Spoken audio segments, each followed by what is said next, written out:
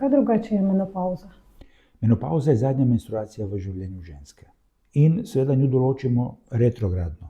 Retrogradno, se pravi, če je pacientka imela menstruacijo, 15. januarja 2024 in če nima menstruacije do 15. januarja 2025, potem lahko rečemo, da je ona v menopavzi od januarja 2024. Torej eno leto. Eno leto mora preteči, ja, da bi lahko rekli, da je pacientka v menopavzi. Približno pri kateri starosti to se pojavi? V Sloveniji je povprečna starost, ko pacientka pride v menopavzo, 52 let.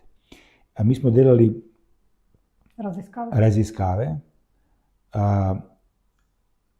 90, 2000 in 2010. Leta 90 so pacientke prihajale v menopavzo v Sloveniji stare 47 let. Leta 2010, to se pravi, to je 20